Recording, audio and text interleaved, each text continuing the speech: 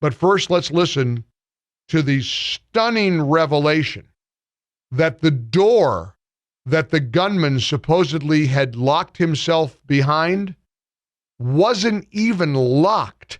These guys waited well over an hour to enter the classroom, even as these terrified children are calling, help, help, calling 911. They waited. They were apparently afraid. Listen to one of the toughest things you'll hear today. DPS Director Steve McGraw in Uvalde, Texas.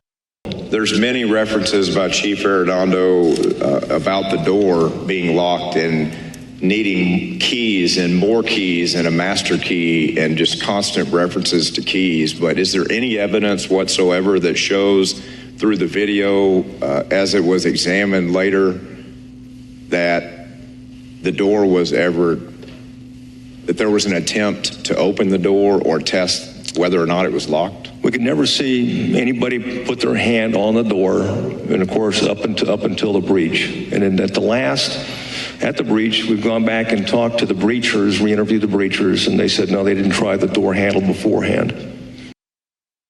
Didn't even try the door handle beforehand. Are you angry now? Well, I hate to torture you, but listen to more. There's compelling evidence that the law enforcement response to the attack at Robb Elementary was an abject failure and antithetical to everything we've learned over the last 2 decades since the Columbine massacre. 3 minutes after the subject entered the West Building, there was sufficient number of armed officers wearing body armor to isolate, distract, and neutralize the subject. The only thing stopping a hallway of dedicated officers from entering room 111 and 112 was the on-scene commander, who decided to place the lives of officers before the lives of children. The officers had weapons, the children had none. The officers had body armor, the children had none.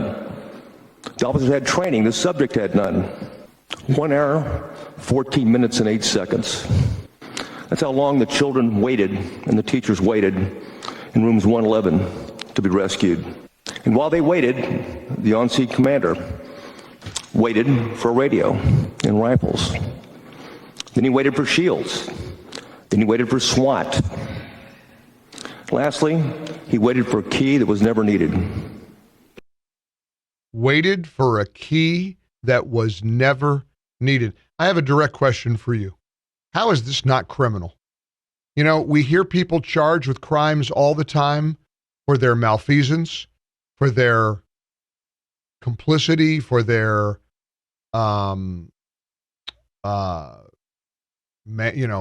manslaughter charges. I certainly, Arredondo isn't responsible for what the shooter did, but how can he and others who put their lives ahead of the lives of those innocent babies who needed their help, how could there not be criminal charges forthcoming?